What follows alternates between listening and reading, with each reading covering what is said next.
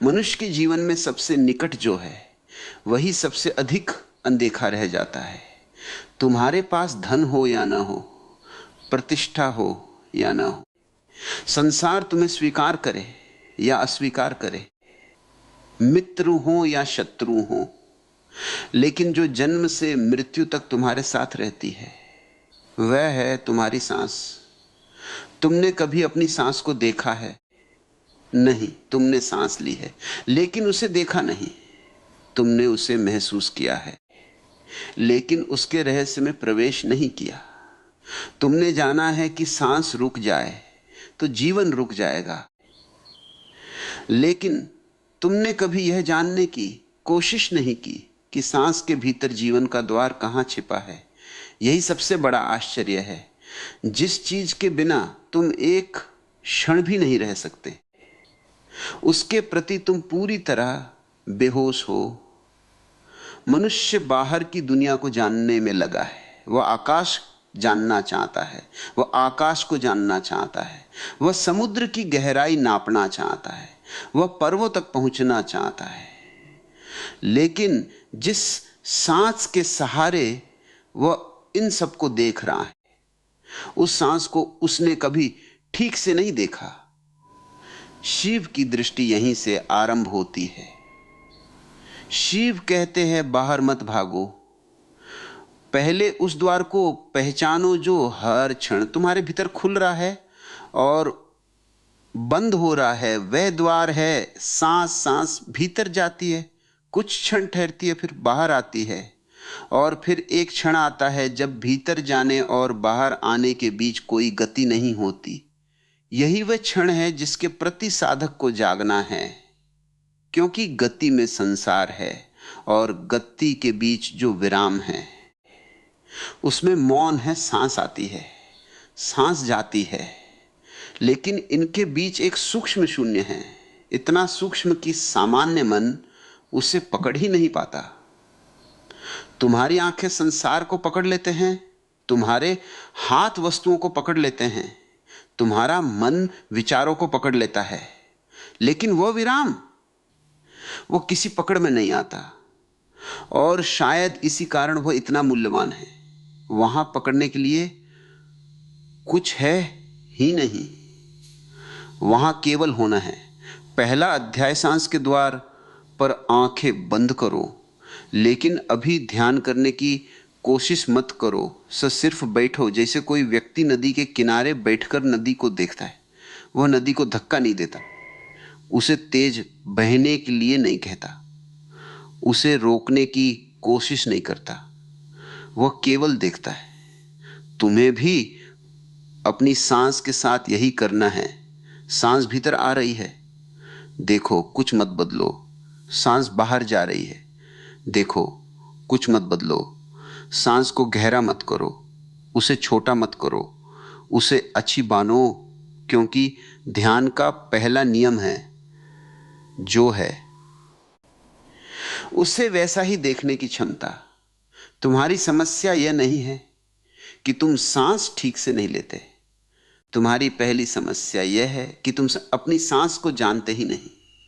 तुम्हें लगता है कि सांस लेना एक साधारण शारीरिक क्रिया है, लेकिन सांस केवल शरीर की क्रिया नहीं है। सांस और मन का संबंध बहुत गहरा है। जब मन बेचैन होता है, सांस बदल जाती है। जब भय आता है, सांस बदल जाती है। जब क्रोध आता है, सांस बदल जाती है। जब प्रेम आता है, सांस बदल जाती है। जब तुम किसी सुंदर दृश्य के सामने खड़े होते हो, सांस बदल जाती है। जब तुम किसी प्रिय व्यक्ति को देखते हो, सांस बदल जाती है। जब मृत्यु का भय सामने आता है, सांस बदल जाती है। इसका अर्थ है कि सांस केवल शरीर को नहीं बताती कि भीतर क्या हो रहा है। सांस स्वयं तुम्हारे भीतर होने वाली घटनाओं की भाषा भी बन जाती है। और यही कारण है कि जिसने सांस को समझ लिया, उसने अपने भीतर प्रवेश करने का एक द्वार पा लिया। तुमने कभी देखा है कि जब तुम बहुत क्रोधित होते हो तो तुम्हारी सांस कैसी हो जाती है? वह तेज हो जाती है। ऊपर ऊपर चलने लगती है, शरीर में तनाव आ जाता है। और जब तुम शांत होते हो, सांस अपने आप धीमी हो जाती है, शरीर ढीला पड़ जाता है, मन की गति भी कुछ कम हो जाती है। अब एक गहरी बात समझो, यदि मन बदलने से सांस बदलती है, तो क्या सांस को देखकर मन की दिशा भी समझी जा सकती है? हां। और यदि सांस में सजगता लाई जाए, तो क्या मन की गति को समझने में सहायता मिल सकती है? यही ध्यान की भूमि है। लेकिन यहां एक बहुत बड़ी भूल होती है। लोग सांस को नियंत्रित करने लगते हैं। ध्यान सांस को नियंत्रित करना नहीं है, ध्यान सांस को जानना है। यह अंतर बहुत महत्वपूर्ण है। साक्षी भाव में केवल जागरूकता है। नियंत्रण में तुम सांस को अपने अनुसार बनाना चाहते हो। साक्षी भाव में तुम सांस को जैसी है वैसी स्वीकार करते हो। और जब तुम स्वीकार करते हो, तब भीतर एक अद्भुत परिवर्तन आरंभ होता है। तुम्हारे भीतर का संघर्ष कम होने लगता है। अब प्रश्न उठता है, 111 सांसें ही क्यों? क्या केवल संख्या बदल देने से कोई रहस्य पैदा हो जाता है? नहीं, रहस्य संख्या में नहीं है, रहस्य निरंतरता में है। जब कोई साधक अपनी सांसों की गिनती के साथ जागरूकता को जोड़ता है, तब उसका बिखरा हुआ मन धीरे धीरे एक बिंदु पर आने लगता है। सामान्य मन क्या करता है? एक विचार आया, उसके पीछे दूसरा विचार, दूसरे भविष्य की चिंता, फिर किसी व्यक्ति की याद, फिर किसी इच्छा का जन्म, फिर भय, फिर कल्पना। मन कभी एक जगह नहीं रहता, वह लगातार दौड़ता रहता है। और मन की यह दौड़ ही ये तुम्हारी थकान है। तुम शरीर से अधिक मन से थके हुए हो। इसलिए सांस को आधार बनाना इतना महत्वपूर्ण है, क्योंकि सांस वर्तमान में है, विचार अतीत में है, कल्पना भविष्य में है। लेकिन सांस अभी है, यही क्षण, यही जीवन, अभी भीतर, अभी बाहर, अभी जीवन। अब सांस को और सूक्ष्मता से देखो। जब सांस भीतर जाती है, उसके साथ एक सूक्ष्म ध्वनि अनुभव की जा सकती है। जब सांस बाहर आती है, उसके साथ दूसरी ध्वनि प्रोहम के संकेत के रूप में देखा। सोहम अर्थात वह मैं हूं। यह वाक्य बुद्धि से समझने के लिए नहीं है, यह अस्तित्व में उतरने के लिए है। तुम सामान्यता कहते हो, मैं शरीर हूं, मैं नाम हूं, मैं परिवार हूं, मैं अपनी कहानी हूं। लेकिन ध्यान पूछता है, इन सब के पीछे कौन है? शरीर बदलता रहा, बचपन गया, यौवन आया, फिर शरीर और बदलेगा। विचार बदलते रहे, भावनाएं बदलती रहीं, रिश्ते बदलते रहे, पर एक चीज ऐसी है जो इन सब परिवर्तनों को देखती रही। वह कौन है?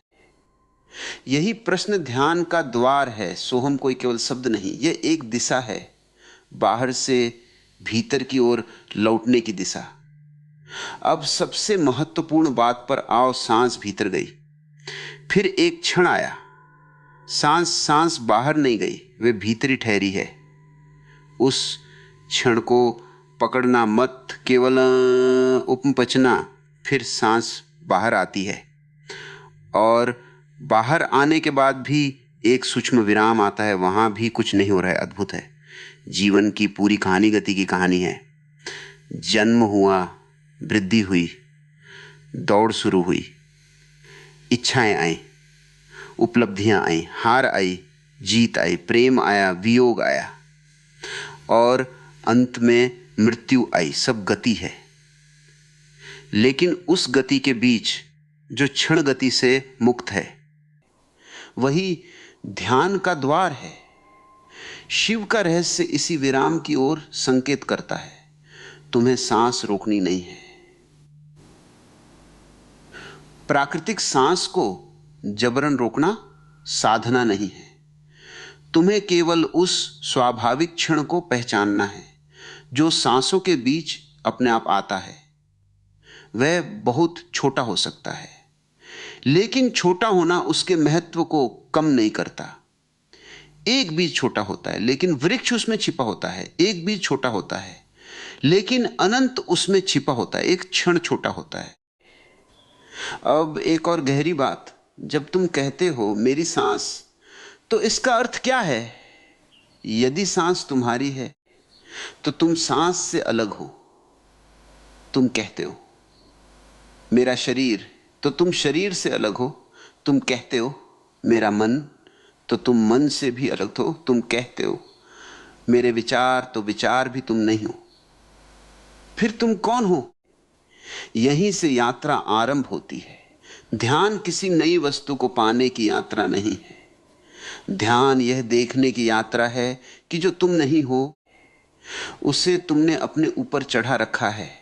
तुम शरीर को स्वयं मानते रहे, तुम विचारों को स्वयं मानते रहे, तुम भावनाओं को स्वयं मानते रहे, तुम नाम को स्वयं मानते रहे, और फिर इन सब के बदलने पर तुम दुखी होते रहे। लेकिन साक्षी वह केवल देखता है। वह क्रोध को भी देखता है, वह प्रेम को भी देखता है, वह भय को भी देखता है, वह इच्छा को भी देखता है, वह सांस को भी देखता है। और जिस क्षण तुम देखने वाले को पहचान लेते हो, उसी क्षण भीतर एक दूरी पैदा होती है। वह दूरी पलायन नहीं है, वह स्वतंत्रता है। लोग पूछते हैं क्या 111 सांसों से मेरी इच्छा पूरी हो सकती है? मैं कहता हूं पहले यह देखो कि इच्छा है क्या। क्योंकि यदि तुम्हारा मन अशांत है और तुम्हारी इच्छा उसी अशांति से पैदा हुई है, तो इच्छा पूरी होकर भी तुम्हें शांति नहीं देगी। तुम धन चाहते हो। क्यों? क्योंकि तुम्हें लगता है कि धन मिलने के बाद तुम सुरक्षित हो जाओगे। तुम प्रसिद्धि चाहते हो। क्यों? क्योंकि तुम्हें लगता है कि दूसरे तुम्हें स्वीकार करेंगे तो तुम स्वयं को स्वीकार कर पाओगे। तुम प्रेम चाहते हो। क्यों? क्योंकि तुम्हें अपने भीतर खालीपन दिखाई देता है। तब प्रश्न इच्छा का नहीं रहा, प्रश्न उस खालीपन का है। ध्यान तुम्हारी हर इच्छा को पूरा करने का जादू नहीं है। ध्यान तुम्हें उस स्थान तक ले जाता है जहां तुम अपनी इच्छाओं को पहली बार स्पष्टता से देख सकते हो। और कभी कभी ऐसा होता है कि जिस इच्छा के पीछे तुम वर्षों तक भागते रहे, ध्यान में जाकर पता चलता है कि वे तुम्हारी इच्छा थी ही नहीं। वे समाज की थी, वे परिवार की थी, वे तुलना से पैदा हुई थी, वे भय से पैदा हुई थी। और तब इच्छा गिर जाती है, उसके साथ संघर्ष भी गिर जाता है, और जो बचता है वही तुम्हारा वास्तविक जीवन है। मनुष्य के भीतर ऊर्जा के प्रवाह को समझाने के लिए नाड़ियों की भाषा का प्रयोग किया। ईड़ा, पिंगला और सुषुम्ना, इनको केवल शरीर में खोजने की जल्दबाजी मत करो। पहले इनके प्रतीक को समझो। एक धारा तुम्हारे भीतर शीतलता, ग्रहणशीलता और अंतर्मुखता का प्रतिनिधित्व करती है। दूसरी धारा सक्रियता, उष्णता और बहिर्मुखता का। मनुष्य का जीवन इन दोनों के बीच चलता है। कभी तुम बहुत सक्रिय हो जाते हो, कभी बहुत निष्क्रिय, कभी सोचते ही रहते हो, कभी बिना सोचे दौड़ते रहते हो। ध्यान इन दोनों के बीच संतुलन पैदा करता है, और जब संतुलन आता है तभी सुषुम्ना का प्रतीकात्मक अर्थ समझा जा सकता है। मध्य न पच न विपच, न पकड़ न विरोध, केवल जागरूकता। अब उस अभ्यास की ओर आते हैं जिसे 3 चरणों में समझा जा सकता है। पहला चरण है सांस को पेट तक स्वाभाविक रूप से उतरते और गिरना देखो। छाती को आराम दो, अनावश्यक को शरीर के पेट का उठना कोशिश मत। करो, गिरना देखो। शरीरों सुम अनुभव होगा कि तुम्हारी सांस पहले की अपेक्षा अधिक से अधिक अपना स्थान खोजने दो। कुछ समय बाद तुम्हें अनुभव होगा कि तुम्हारी सांस पहले ये तूस है। जब सांस भीतर चले तो शरीर को उसके साथ स्वाभाविक रूप से फैलने दो। जब सांस बाहर जाए तो शरीर को स्वाभाविक रूप से फैलने दो। सांस बाहर जाए तो शरीर को ढीला पड़ने दो। यहाँ भी कोई बल नहीं, तुम शरीर को आदेश नहीं दे रहे, तुम शरीर को सुन रहे हो। तीसरा चरण है लय, और लय का अर्थ यह है कि तुम घड़ी देखकर सांस का सांस लो। लय का अर्थ है सांस और चेतना का मिलन है, और सांस सहजता जिसमें सांस को देखने वाला और सांस स्वयं लगो। सांस बबक पिकते के तो फिर के दो दिखाई देने लगे, और दिन सरजे की प्रक्रिया के पहलू दिखाई देने लगे। पाए जे तो मेरे सांस है।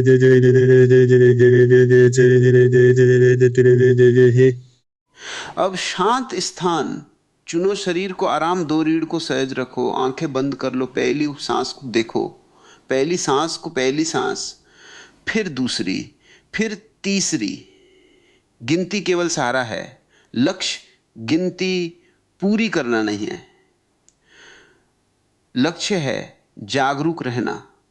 यदि बीच में मन भटक जाए तो स्वयं को दोष मत देना, यही उसका स्वभाव है। तुम्हारा काम उसे पकड़कर वापस लाना नहीं, तुम्हारा काम यह देखना है कि वह भटक गया। और जिस क्षण तुमने देख लिया कि मन भटक गया, उसी क्षण जागरूकता लौट आई। फिर सांस पर लौट आओ, एक सांस फिर दूसरी, धीरे धीरे, बिना जल्दबाजी।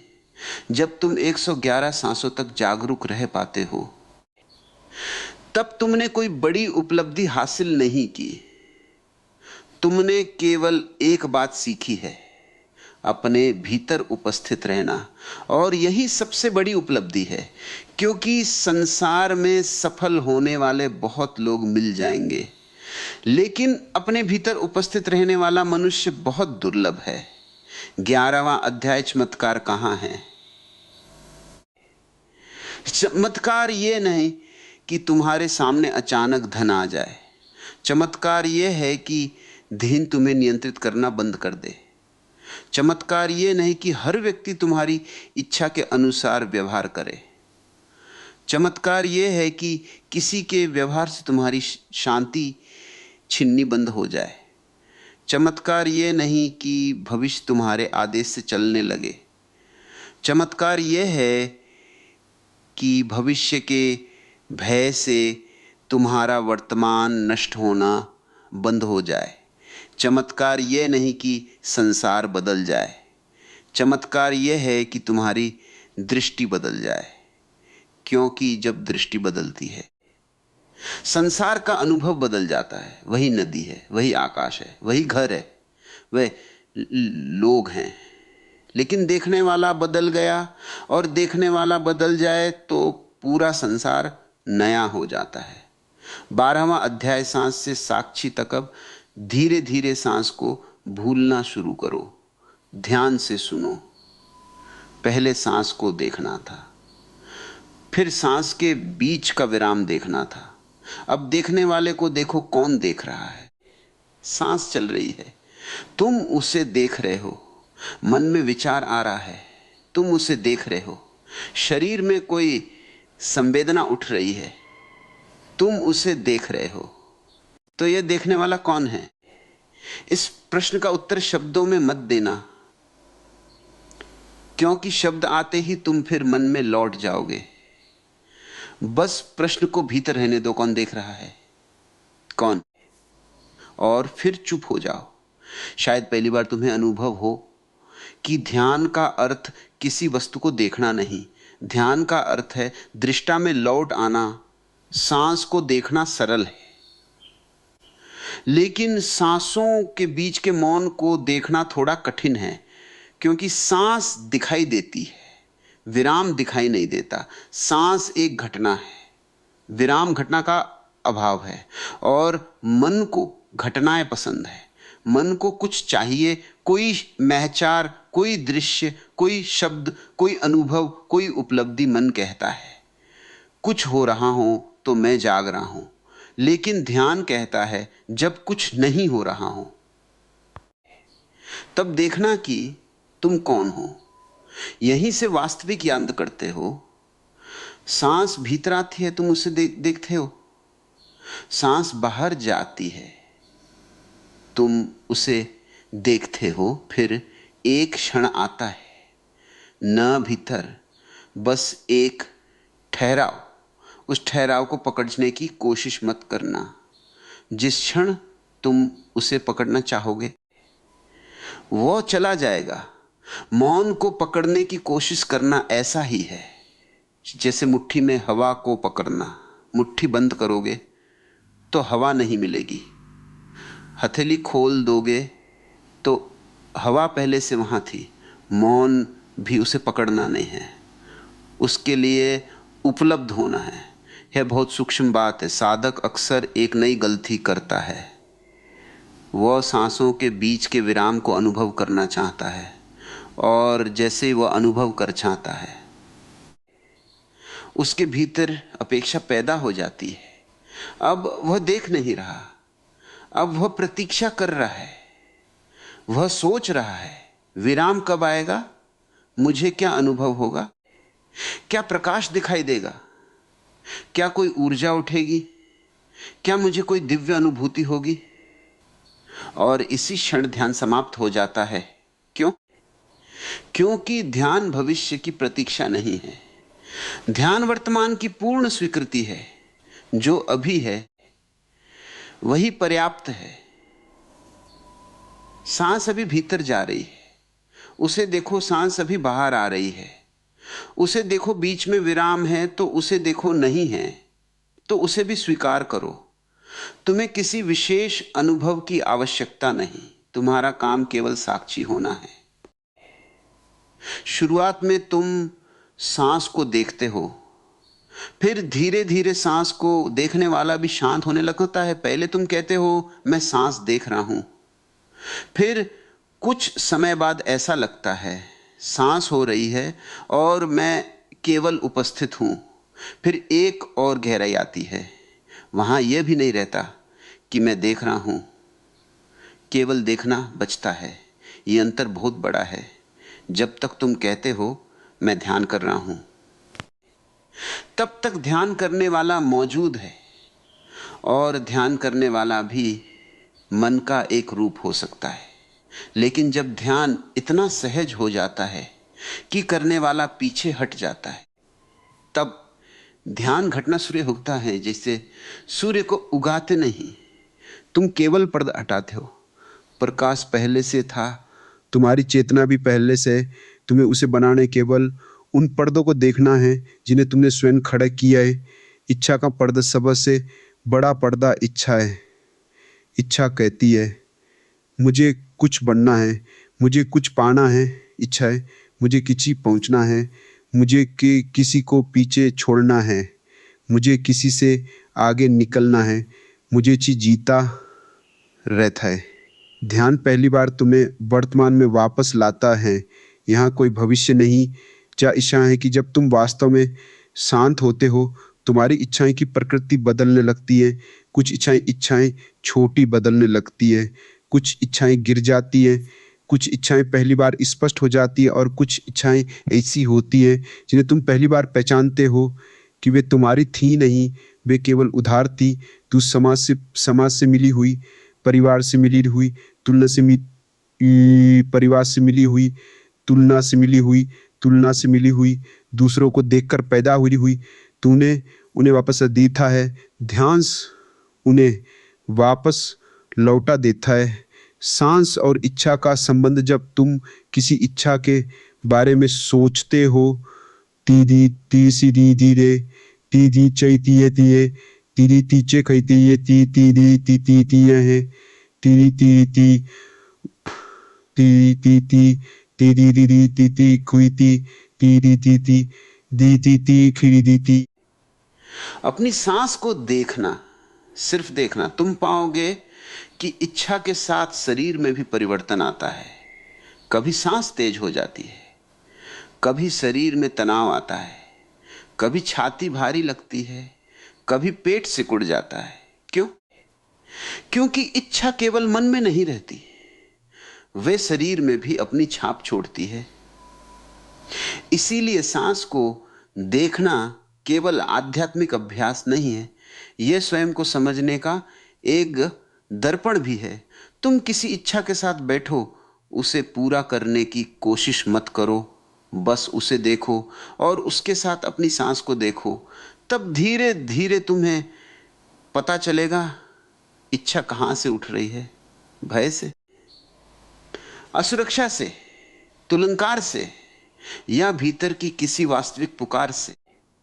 यह पहचान बहुत मूल्यवान है, क्योंकि गलत इच्छा पूरी हो जाए तो जीवन और उलझ सकता है, और सही इच्छा को पहचान लिया जाए तो जीवन में दिशा आ सकती है। यह भी समझना आवश्यक है।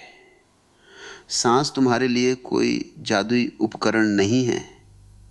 सांस तुम्हारे अस्तित्व का हिस्सा है। उसे किसी इच्छा की पूर्ति के लिए मजबूर मत करो। यदि तुम यह सोचकर सांस देखने बैठते हो कि इससे तुम्हें धन मिलेगा, शक्ति, प्रसिद्धि मिलेगी या कोई विशेष सिद्धि प्राप्त होगी, तो तुम ध्यान की गहराई से दूर चले जाओगे, क्योंकि वहां फिर वही पुराना मन आ गया। मन कह रहा है मैं कुछ पाने आया हूं। ध्यान कहता है तुम्हारे पास जो है, पहले उसे देखो। तुम पहले से जीवित हो, पहले से सांस ले रहे हो। पहले चमत्कार को पहचानो,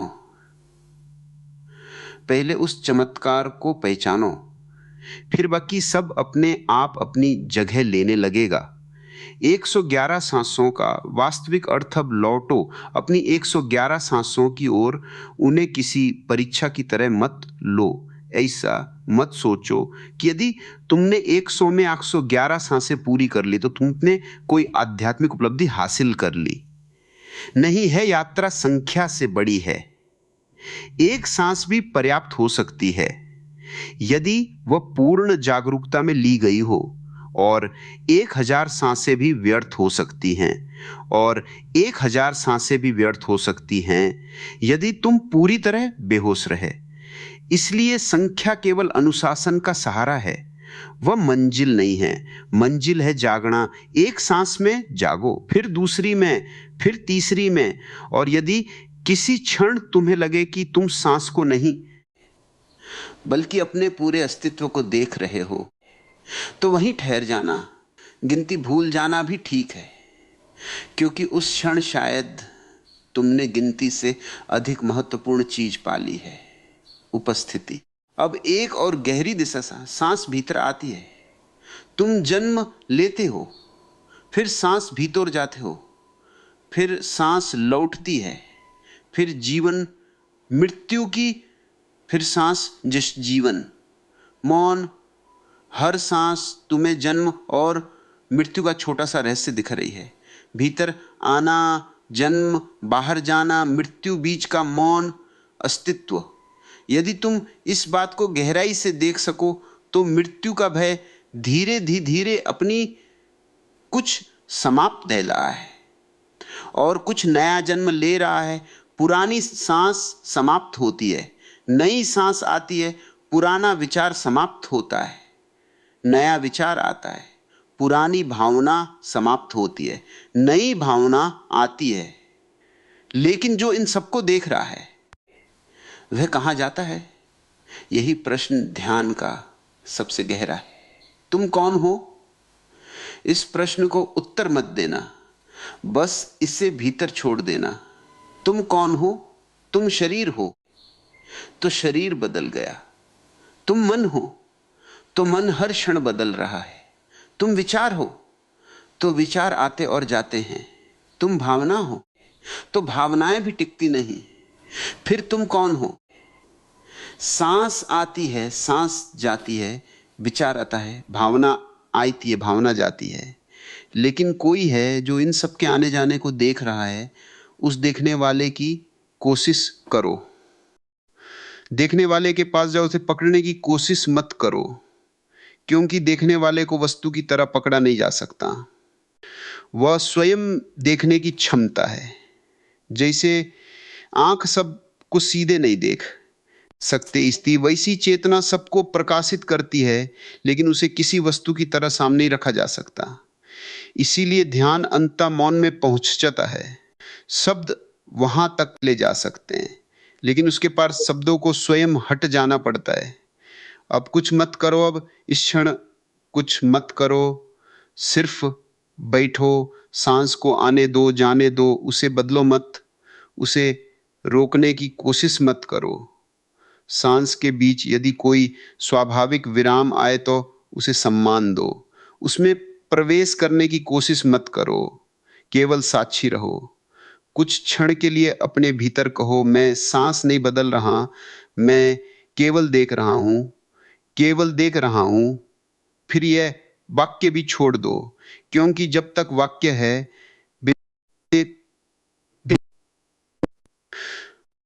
दिखा और तगनाई औसदुतस्तमाई गुनासानी, धीरे धीरे देखा। जिसनाजी ओनानी नाओ को जिचिबिट चदती दई जिसनासना देखा ओ दिटोई ओ बहुस्ती जड़ी जड़ी उसना दिखादी ओसना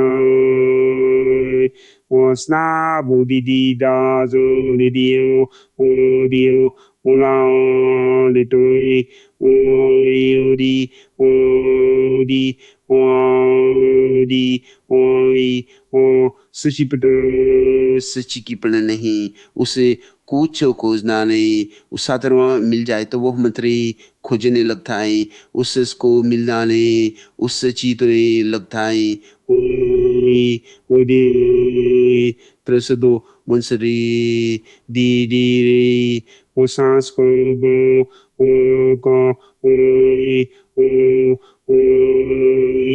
पूरी कादी मित्रोत्र दी करती ओडो पकड़ो उपस्थित रहो जी कुश पले ताने ओदी गोई ओदी दो दी नी नानी दी जी जी नानी तानी दो गोरी को दी गाई उबे दूसरा जाबला ताली जी ता उदा दी दी नाना दी ताली दी जी नारी आई दी नारी नादी कोई दी कुसकी मुसाक दी नानी जी नादी दी दी दी ला दी नानी दी नाई नानी दी जी ना बिजुबिया नानी दी जी नी दिना उला बासा दी जी। सांस तुम्हें तुम्हारे बारे में बताती है। आज जब तुम शांत बैठोगे तो अपनी सांस को ध्यान से देखना। जब कोई विचार आए सांस को देखना, जब कोई स्मृति आए सांस को देखना, जब भविष्य की चिंता आए सांस को देखना, जब किसी व्यक्ति के प्रति क्रोध उठे सांस को देखना। तुम धीरे धीरे एक अद्भुत बात देखोगे, मन और सांस अलग अलग घटनाएं नहीं हैं, वे एक ही अस्तित्व की दो लहरें हैं। मन में तूफान उठता है तो सांस में भी उसकी छाया दिखाई देती है। मन शांत होता है तो सांस में भी शांति उतरती है। इसीलिए जिसने सांस को देखना सीख लिया, उसने अपने भीतर उठने वाली तरंगों को पहचानना शुरू कर दिया। अब क्रोध आने से पहले ही तुम्हें उसकी आहट मिल सकती है। भय आने से पहले ही उसकी हलचल दिखाई दे सकती है। इच्छा उठने से पहले ही उसका कंपन महसूस हो सकता है। और यही जागरूकता तुम्हें स्वतंत्र करती है, क्योंकि जिस चीज को तुम आते हुए देख सकते हैं उसके गुलाम रहने की संभावना कम हो जाता है।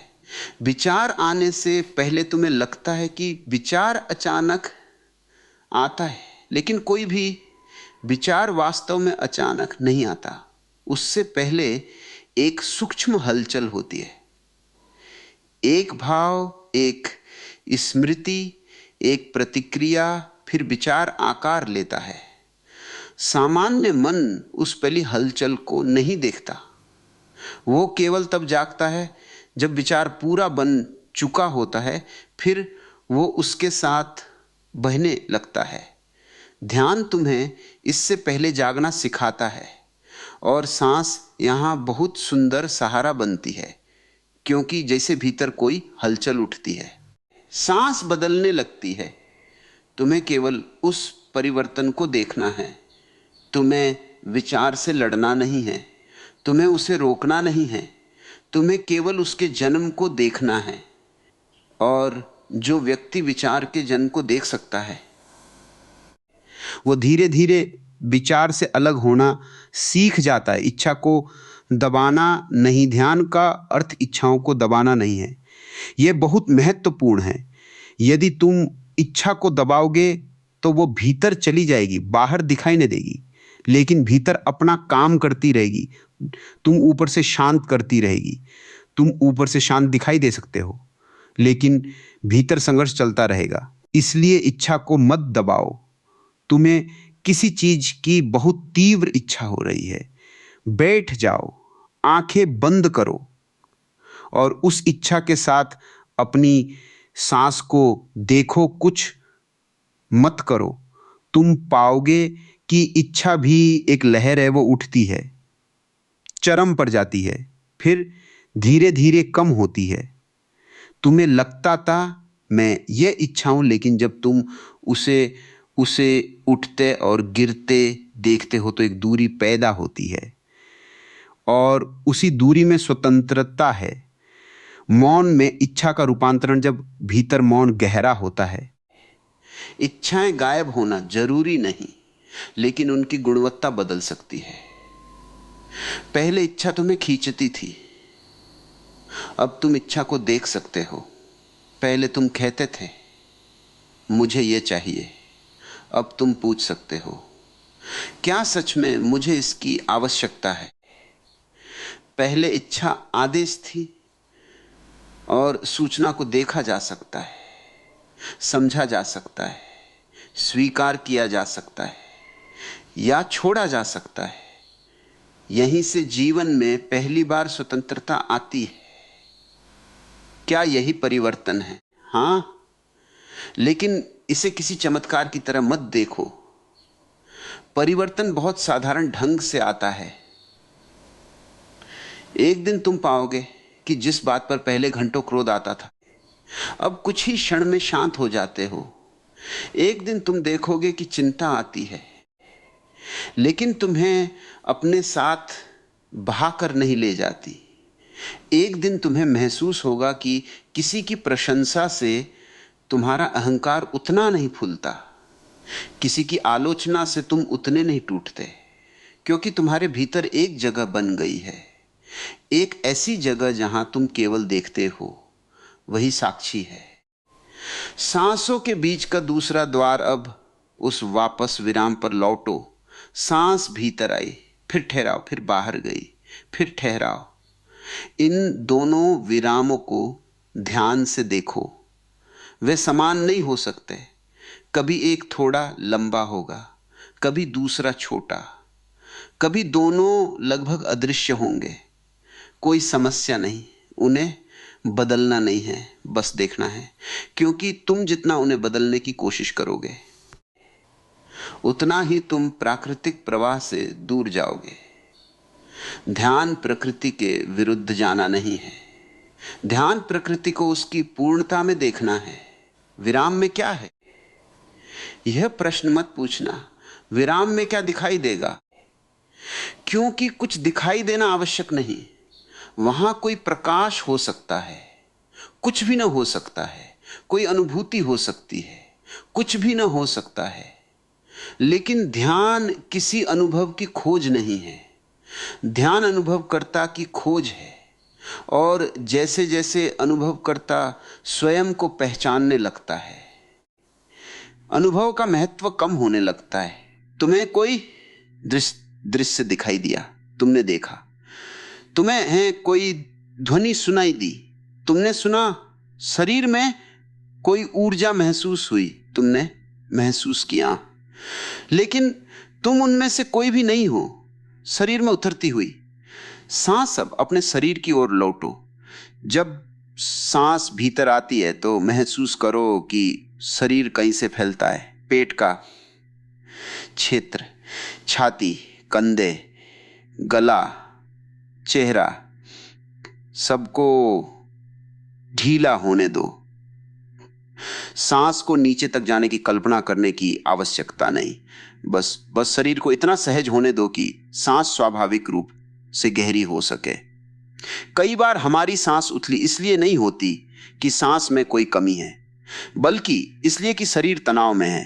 पेट लगातार खिंचा हुआ है, कंधे लगातार उठे हुए हैं, जबड़ा लगातार कसा हुआ है, मन लगातार सतर्क है। इसलिए शरीर को सुरक्षा का अनुभव दो, फिर सांस अपने आप गहराई खोज लेगी। पेट और छाती, जब सांस स्वाभाविक रूप से भीतर आती है तो पहले पेट का हल्का उठना अनुभव हो सकता है, फिर छाती अलग है। हर व्यक्ति की सांस अलग है। ध्यान किसी एक यांत्रिक तरीके को सब पर थोपना नहीं है। तुम्हें अपने शरीर की भाषा सीखने के हो। शरीर तुम्हें लगातार संकेत देता है, लेकिन तुम सुनते नहीं, तुम आदेश देते रहते हो। शरीर कहता है थक गया हूं, थोड़ा। शरीर कहता है, तुम कहते हो, और शरीर कहता है रुको, तुम कहते हो अभी समय नहीं। शरीर कहता है तनाव बहुत है, तुम कहते हो सब ठीक है। ध्यान पहली बार तुम्हें शरीर की बात सुनना सिखाता है। चेतना का केंद्र अब अपनी सांस को नाभिक के पास महसूस करो। कोई जोर नहीं, कोई दबाव नहीं, केवल जागरूकता। कई प्राचीन परंपराओं में नाभि को जीवन की महत्वपूर्ण धुरी माना गया है। से जीवन की यात्रा शुरू होती है। गर्भ में अपनी पेंद्रीय संतुलन यहीं से बनाता है। जन्म के बाद भी शरीर के केंद्रीय संतुलन इसी क्षेत्र से जुड़ा रहता है। इसलिए ध्यान में नाभि के वे हो सकती है। सांस के साथ क्षेत्र साथ होता है। जब सांस के साथ यह ओखज यह, तो शरीर को भी एक गहरा विश्राम मिलने लगता है, और विश्राम से जागरूकता पैदा हो सकती है।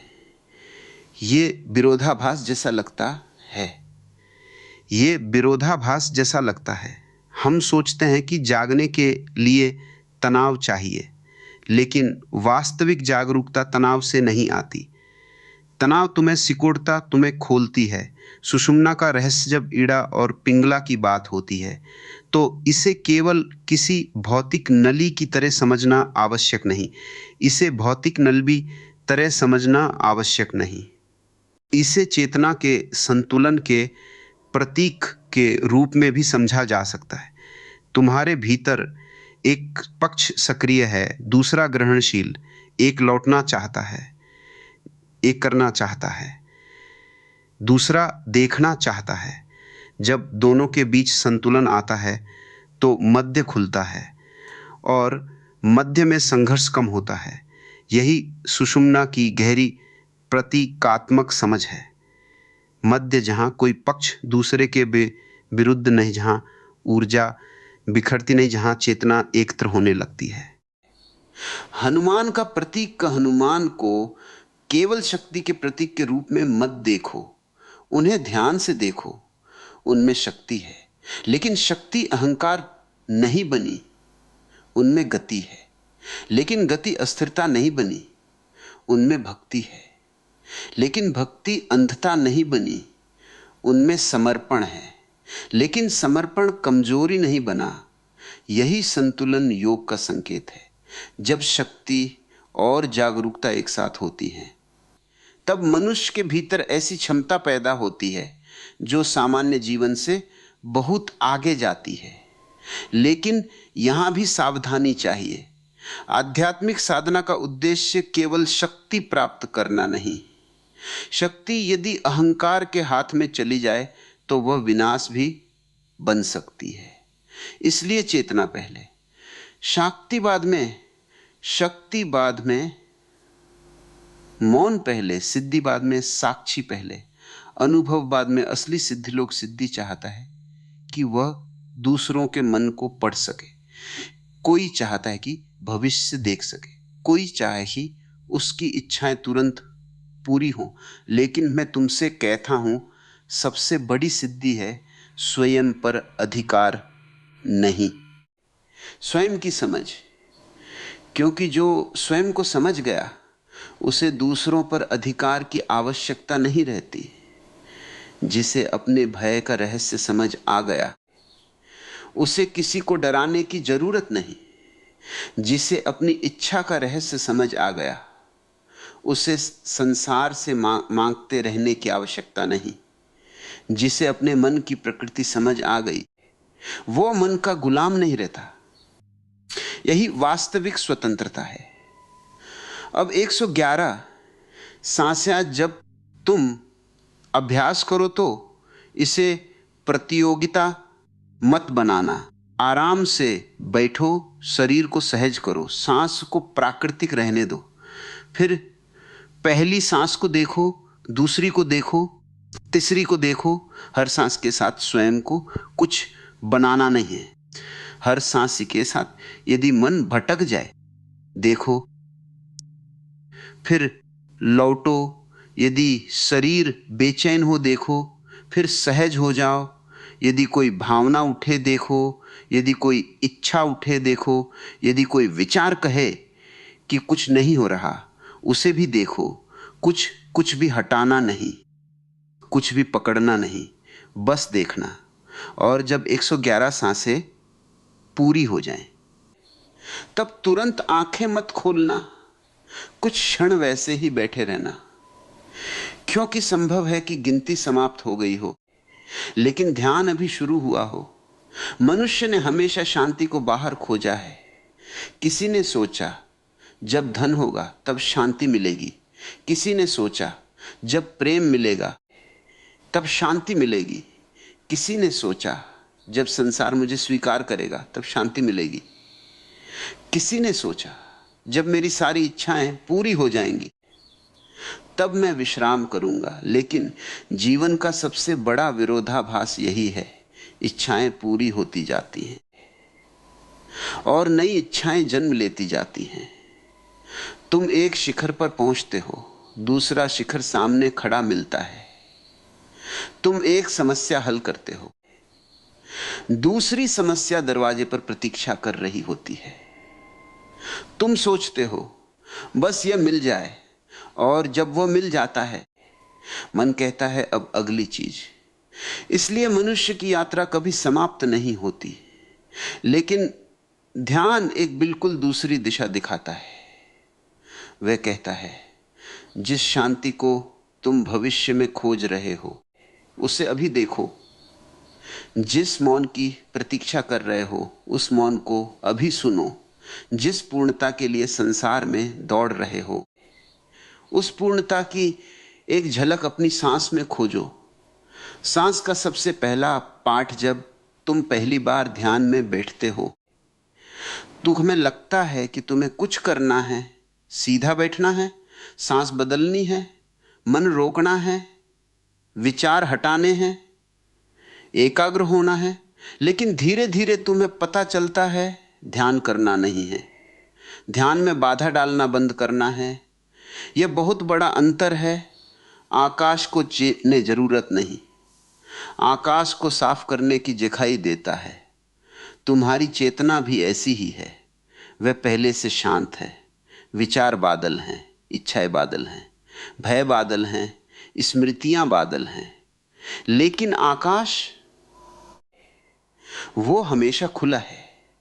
तुम्हें केवल बादलों से अपनी पहचान हटानी है। सांस और आकाश। अब अपनी सांस को आकाश की तरह देखो।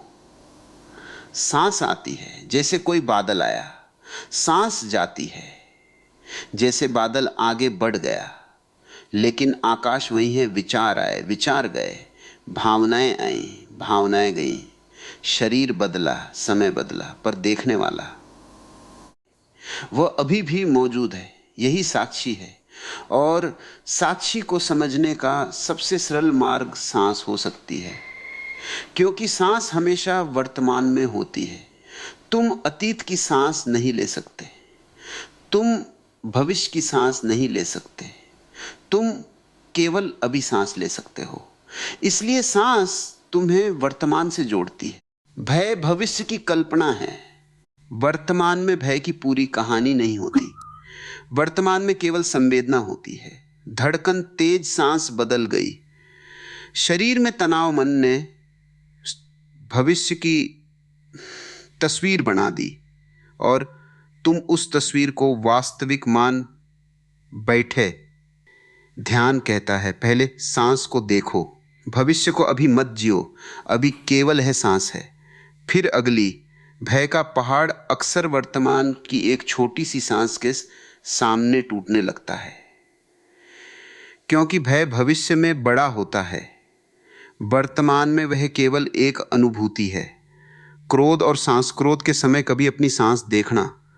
तुम्हें लगेगा कि भीतर आग दौड़ रही है, लेकिन उसी क्षण यदि तुम सांस को देख सको तो तुम क्रोध और स्वयं के बीच एक छोटा सा अंतर बना सकते हो।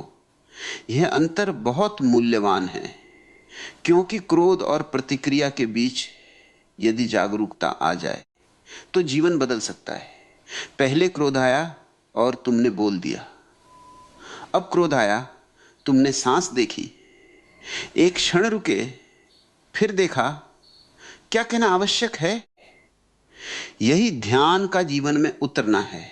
ध्यान केवल आंखें बंद करके बैठने का नाम नहीं। ध्यान तब पूर्ण होता है जब वो तुम्हारी प्रतिक्रिया और तुम्हारे कर्म के बीच जाग जाता है।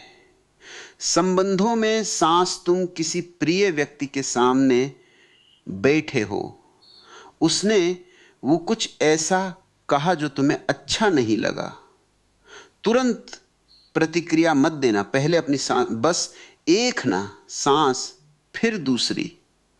तुम पाओगे कि तुम्हारे भीतर प्रतिक्रिया की तीव्रता थोड़ी बदल गई। अब तुम वही बात सुन सकते हो बिना तुरंत अपना बचाव किए। यहीं से संबंधों में चेतना आती है। तुम सामने वाले को बदलने की कोशिश कम करते हो, पहले स्वयं को देखने लगते हो।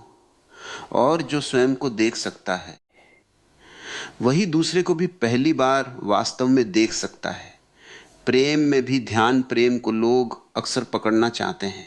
वे कहते हैं तुम मेरे हो, तुम मुझे छोड़ नहीं सकते, तुम हमेशा मेरे साथ रहो। यह प्रेम नहीं, यह भय है। प्रेम में स्वतंत्रता होती है, और स्वतंत्रता तब आती ही है जब भीतर कोई खालीपन नहीं जिसे दूसरे से भरना हो। ध्यान उस खालीपन को देखने की क्षमता देता है। जब तुम भीतर पूर्ण होने लगते हो तो तुम किसी को इसलिए प्रेम नहीं करते कि वो तुम्हें पूरा करे, तुम प्रेम करते हो क्योंकि तुम्हारे भीतर प्रेम है। और यह बहुत अलग बात है। अब समझो कि यह अभ्यास केवल ध्यान कक्ष में क्यों नहीं है। 111 सांसों का अभ्यास तुम्हें अपने भीतर स्थिरता का स्वाद दे सकता है। फिर वही स्थिरता जीवन में ले जानी है। किसी से बात करते समय सांस, क्रोध के सांस, भय के सांस, सांस प्रेम के समय सांस, खुशी के समय सांस। तुम्हें हर परिस्थिति में भाकर ध्यान करने नहीं जाना। तुम परिस्थिति को ही ध्यान बना सकते हो। यही साधना का परिपक्व रूप है। सांसों की गिनती से पर 111 तक पहुंचना अच्छा अनुशासन है। लेकिन एक दिन ऐसा आना चाहिए जब तुम्हें सांसों की गिनती की आवश्यकता न रहे, क्योंकि अब जागरूक बैठते हो, जागरूक खाते हो, जागरूक बोलते हो, जागरूक जागरूक सुनते हो, जागरूक सोते समय भी तुम्हारे भीतर कोई हिस्सा शांत रहता है। यहाँ साधना जीवन से अलग नहीं रहती, जीवन ही साधना जात है। साधनाएं रहती, जीवन ही साधना बन जाता। पीसे सांस में चोने चोते में चौंची के साए हैं, कृत्य नहीं है पीती की साधनन में साथी में नेचे तय पीसन जांस। यही वास्तविक परिवर्तन है। तुम्हें कोई नया व्यक्ति नहीं बनना, तुम्हें अपने ऊपर कोई आध्यात्मिक मुखौटा नहीं लगाना, तुम्हें शांत दिखने की जरूरत नहीं, तुम्हें पवित्र दिखने की जरूरत नहीं, तुम्हें किसी को यह साबित करने की जरूरत नहीं कि तुम ध्यान करते हो। यदि ध्यान सच में भीतर उतर रहा है तो उसका प्रमाण तुम्हारे व्यवहार में दिखाई देगा।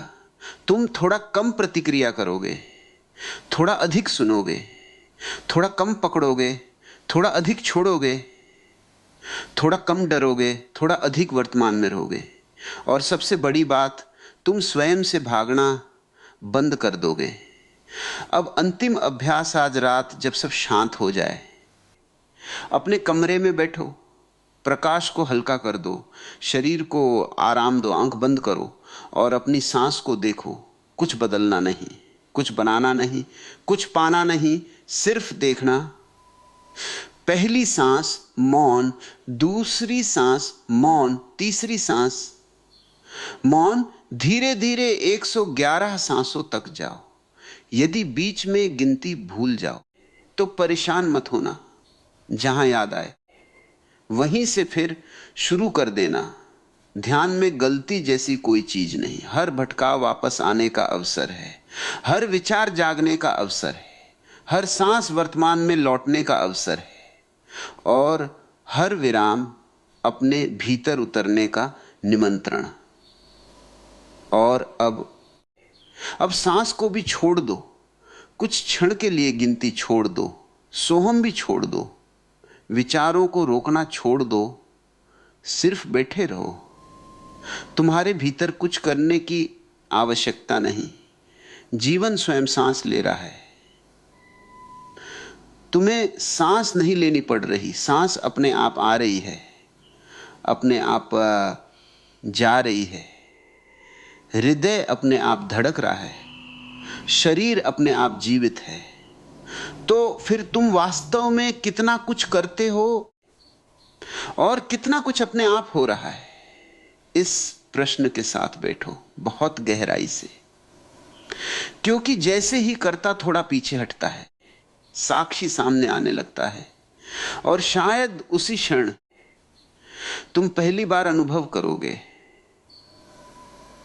मैं जीवन के भीतर घट रहा हूं, सांस मेरे पास नहीं आ रही, मैं सांस के भीतर घट रहा हूं। और इस अनुभव में अहंकार की पकड़ थोड़ी ढीली पड़ जाती है, मन शांत होने लगता है, शरीर सहज होने लगता है और भीतर एक मौन उतरता है। ऐसा मौन जिसे शब्दों में बताया नहीं जा सकता, जिसे किसी प्रमाण की आवश्यकता नहीं, जिसे किसी सिद्धि की आवश्यकता नहीं, बस मौन। और उस मौन में तुम, या शायद तुम भी नहीं, केवल होना, केवल चेतना, केवल वह उपस्थिति जो सांस के आने से पहले भी थी, सांस के जाने के बाद भी रहेगी और हर सांस के बीच चुपचाप तुम्हें देखती रहेगी। यही वह स्थान है जहां साधना धीरे धीरे समाप्त होती और ध्यान आरंभ होता है।